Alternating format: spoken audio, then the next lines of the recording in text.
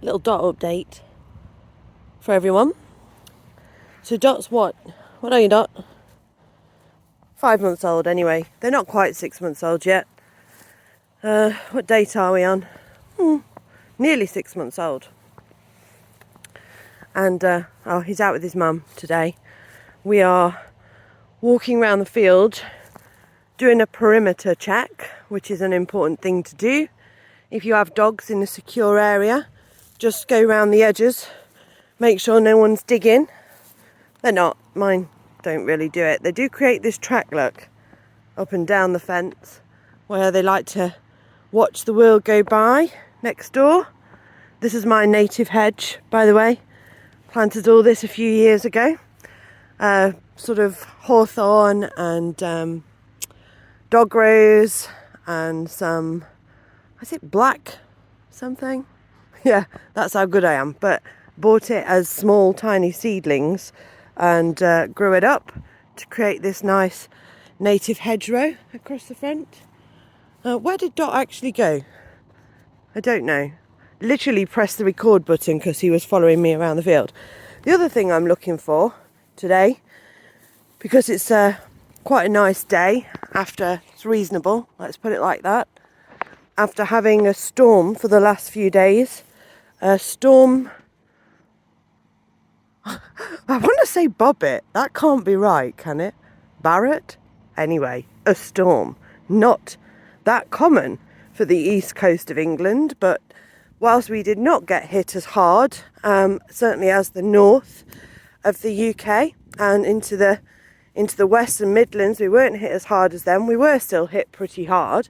The winds were really heavy, the rain was really heavy, and it did cause a bit of localised flooding and a couple of trees to come down. Not the end of the world, like some disastrous places have just had enormous floods. Oh look, this is what I mean by digging. But as you can see, if you look, that is not the dogs. That is probably a rat. So what I do is I just fill it back up with some debris. Luckily underneath this field was a barn that was taken down years ago before we moved in. But it means that the field underneath this soil is absolutely full of rubble, which is good for dogs because it stops them being able to dig very far, but doesn't stop the wildlife, of course. That's just part of it.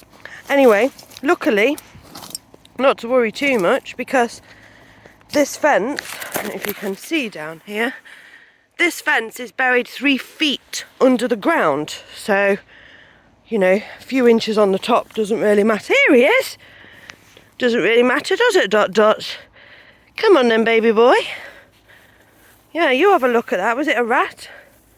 I think it was. Ugh. So we do get quite a lot of vermin because obviously we are surrounded by farms and farmland. And that does generate rats, I'm afraid. I think everything generates rats, doesn't it, these days? But yeah, that's a dog rose, look. Got beautiful rose hips on that dog rose. Oh.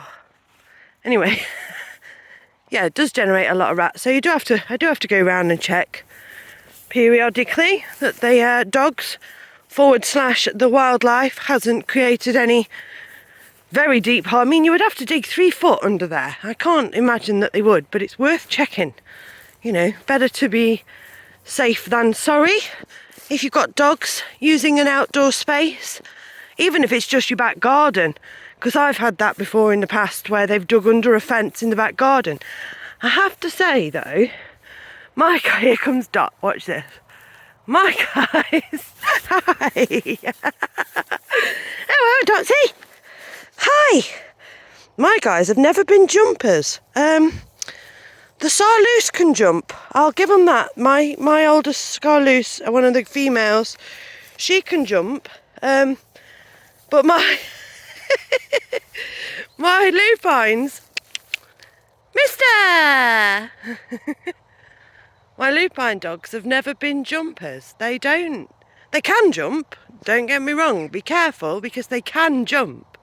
But mine have never jumped across a fence, never even attempted to jump across a fence, even when the fence is very easily, you know, it could be something that they can jump over. So in our sort of, hi Evie, in our human garden, we've got, oh thank you, nice paw.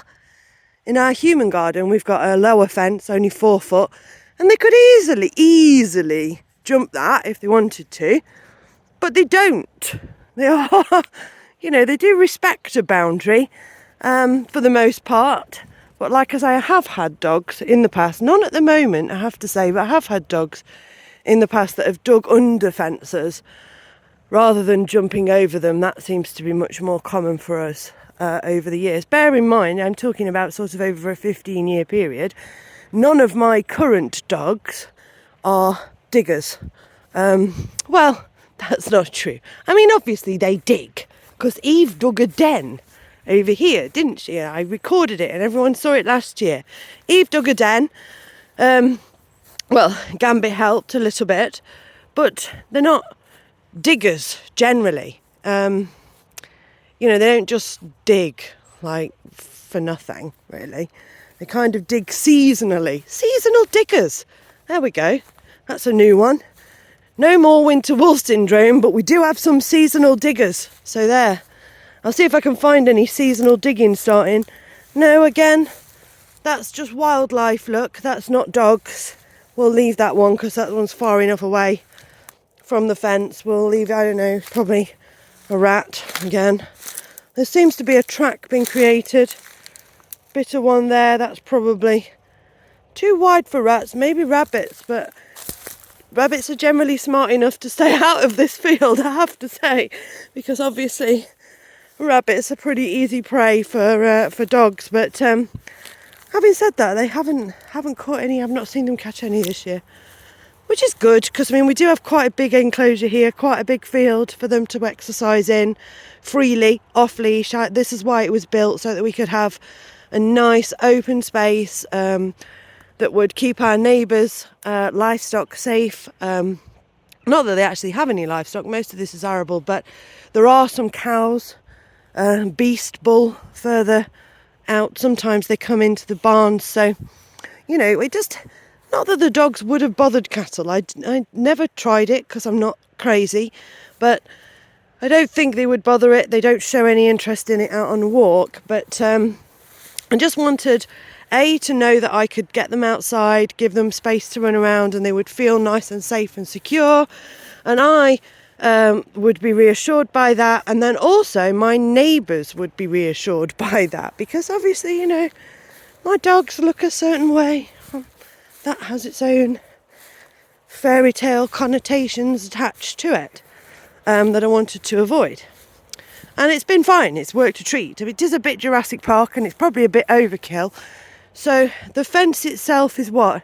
12 foot. It's a 12-foot fence with 2 foot of lean-in. So that bit there, let me see if I can get a bit closer. There, you see, that is a 2-foot lean-in that goes all the way around the top. And this is a 12-foot fence. Now the lean-in, if we would want to, can be electrified. So obviously they are sort of safety conductors for electricity, and it is wired up.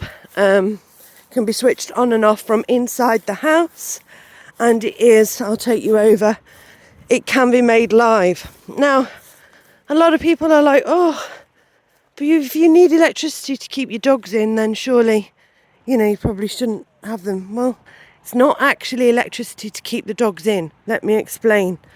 We'll head over to the electric box. Oh, where we find a squeal. Here it is, look.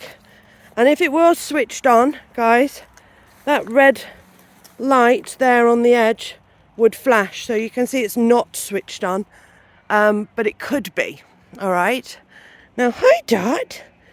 Now, the point of it is not to keep the dogs in. All right.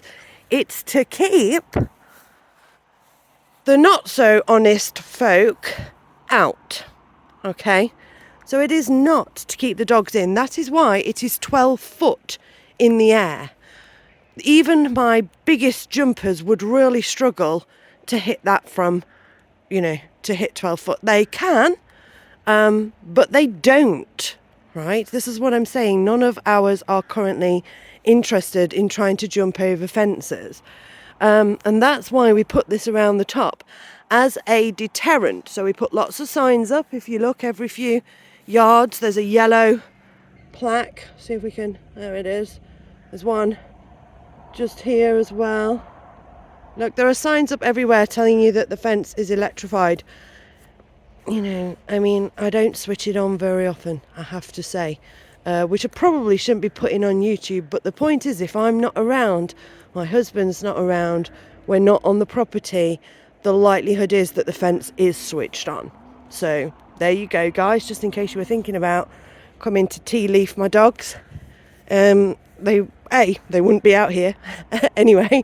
If we went home, they would be secured in our house, in our kennels, which you cannot get to, by the way.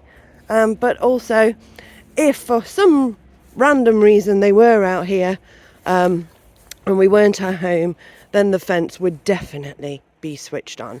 So, there we go. So it's not to keep dogs in, it's to keep the naughty ones out, the naughty folk out. Okay, and I'm also, while I'm going round, I just thought I'd have a quick look for mushrooms, but all I can find are dog toy debris and old bones. Oh, old beef bones that they've been chewing. So no joy in the mushroom foraging. Sometimes we get some quite good mushrooms in this field, obviously, because there's never any pesticides used on it.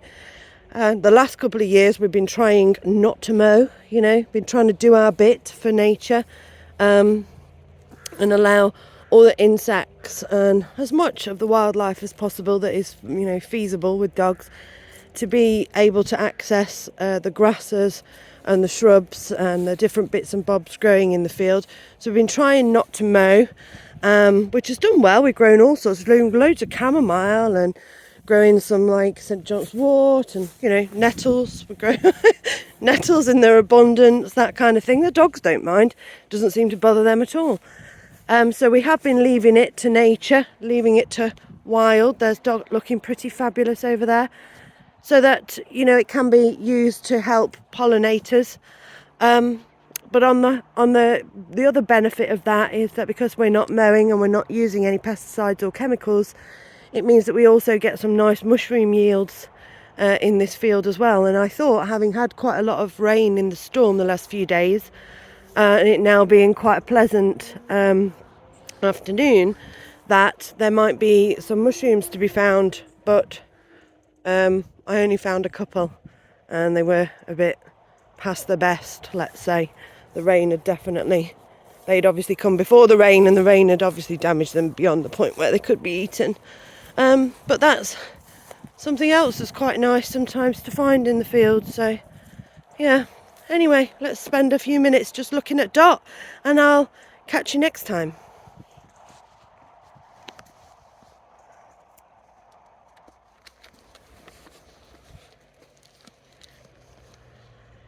Hi, handsome. You're squeaking. You're so squeaky. You're so squeaky. You're so gentle as well. He's such a gentle boy. What a beautiful colour you're becoming, huh? Should we sit down together?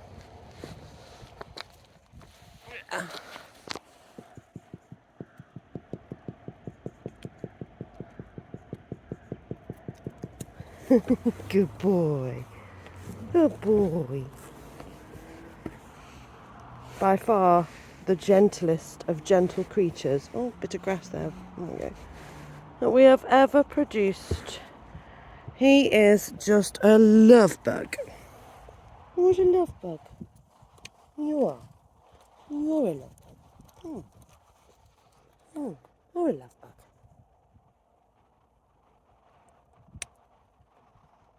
Oh, I love you. I love him so much.